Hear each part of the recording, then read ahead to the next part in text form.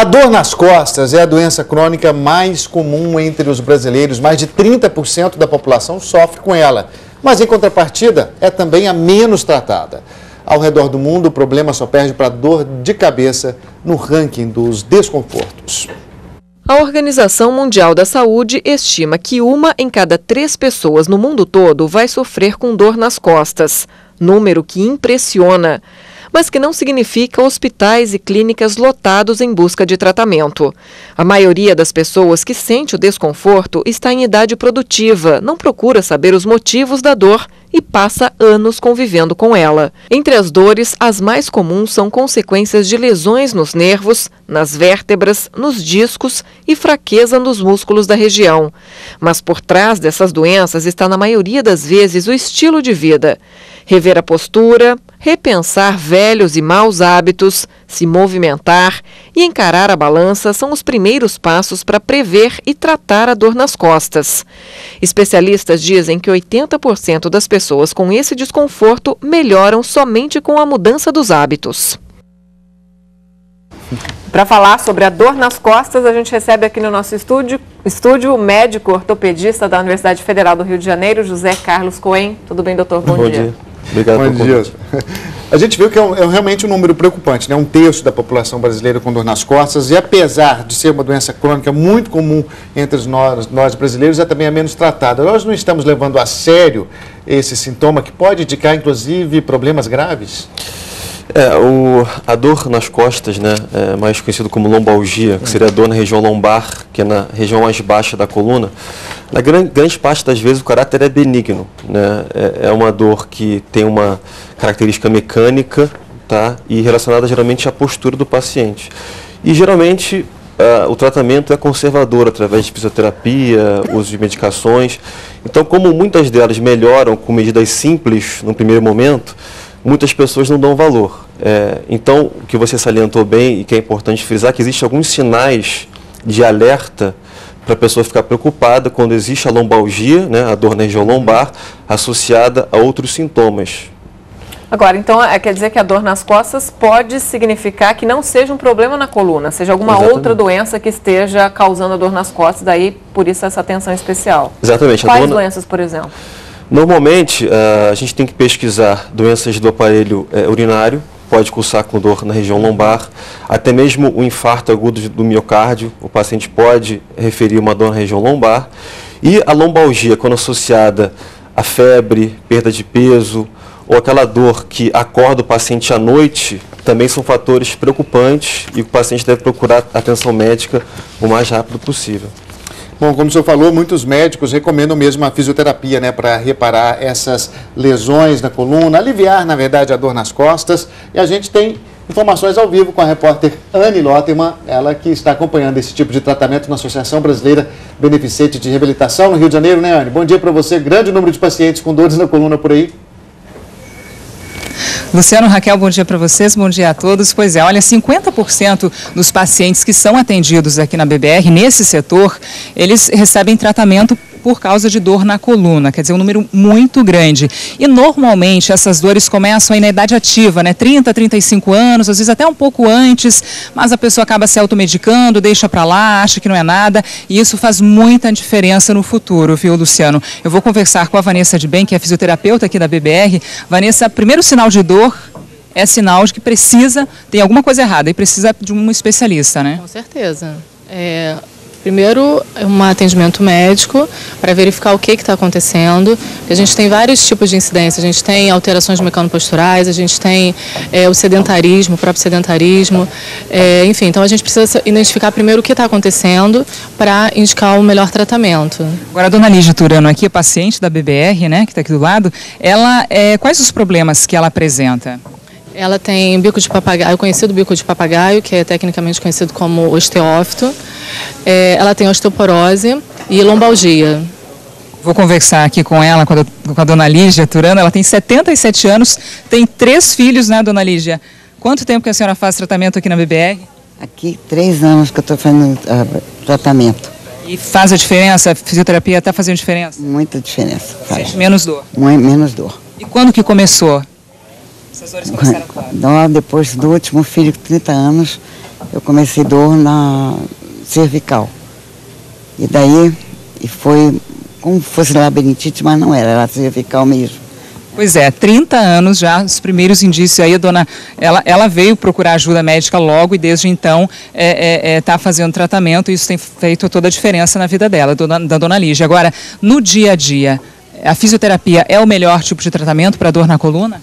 Ele é muito indicado também, mas a gente tem também o incentivo à atividade física para os pacientes sedentários. A gente tem a mudança de postura do nosso dia a dia, a gente tem que estar verificando e se policiando na nossa postura, numa postura mais adequada.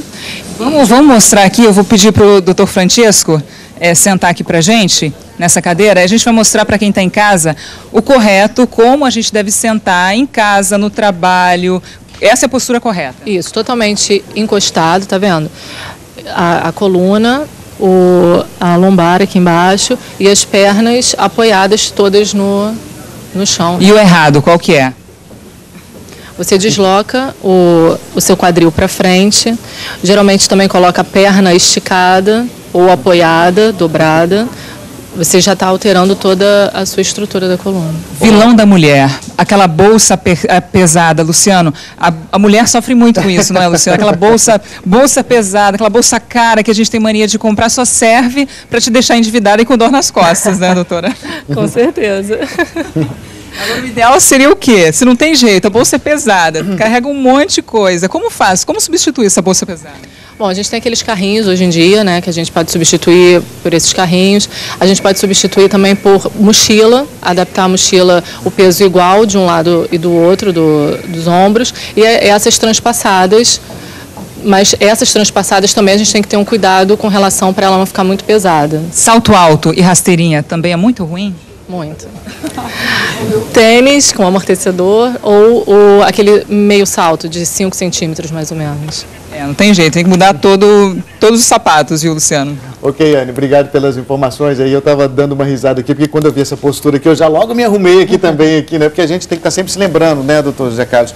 Agora, a gente procura conforto, e às vezes nem sempre o sofá que a gente compra para casa, ou até o jeito que a gente coloca o banco do carro, ou até mesmo a cadeira que a gente senta é a maneira mais adequada. Como é que a gente pode se preparar para enfrentar esse dia, às vezes com uma postura não muito boa? Existe uma maneira, fazer um alongamento ao acordar, pode ser uma boa ideia, aprender a fazer esse tipo de alongamento para se preparar para o dia?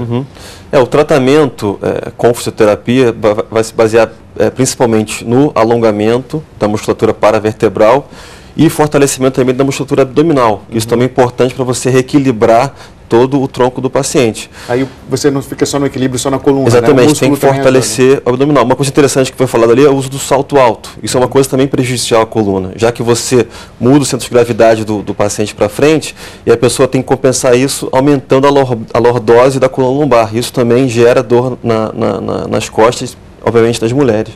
Agora, o sinal de alerta é quando? Quando essa dor é persistente por um tempo mais longo ou quando mesmo a pessoa deitada em repouso continua com dor? Quando é que deve ser chamada a atenção da pessoa para que ela procure um especialista?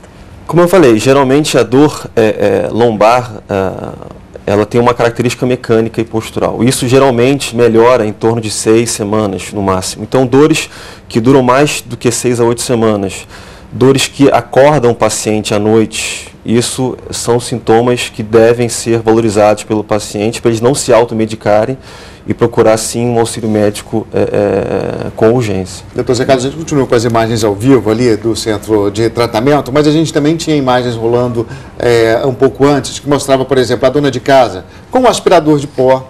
A gente sabe também pessoas que trabalham levantando peso. Às vezes o peso nem é tão grande, né? Às vezes, né, a pessoa que caminha pela rua tem que ficar andando. Então, tudo isso, você acaba colocando uma série de condições que pode prejudicar a coluna.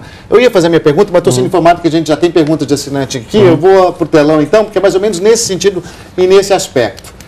Tenho pé chato, gostaria de saber se isso influencia diretamente na dor que tenho nas costas há anos e quais os cuidados preciso ter para melhorar, é a pergunta do Bruno Carvalho. Sim, o pé chato, o pé plano, né, ele vai alterar toda a biomecânica, né, não só da coluna, do joelho, você pode forçar o joelho também. Então, nos casos onde existe o pé plano, é obrigatório o uso da palmilha, que isso você vai reequilibrar toda a cadeia cinética, isso vai aliviar com certeza as dores na coluna lombar. Muito bom. Agora, também outros fatores interferem, doutor, como por exemplo, dormir numa postura errada ou travesseiro numa altura que não é adequado? O ideal, a melhor posição para se dormir é a posição fetal. É o paciente de lado, com a coluna fletida, né, que você alivia a tensão da lordose da coluna lombar, com o quadril fletido, né, e os joelhos também fletidos. Isso seria o ideal. Tá? O travesseiro deve ser nem muito alto nem muito baixo, para respeitar a altura, né, do rosto do paciente até o ombro. Né? Então, isso seria o ideal. O paciente gosta de dormir de barriga para cima, o travesseiro deve ser um pouco mais baixo para manter a coluna bem alinhada. E dormir de bruços, de barriga para baixo, é o pior. Isso deve ser sempre evitado, que você força muito a cervical, isso pode gerar dor, torcicolo. Então o ideal é de lado ou então de barriga para cima. E evitar sempre a automedicação, né, doutor Zé Carlos? Porque você acaba podendo estar camuflando, né, Raquel, um problema na coluna, um problema nas costas, um problema muscular, né? Muito obrigado. Nada, foi um prazer estar aqui. Obrigada, doutor.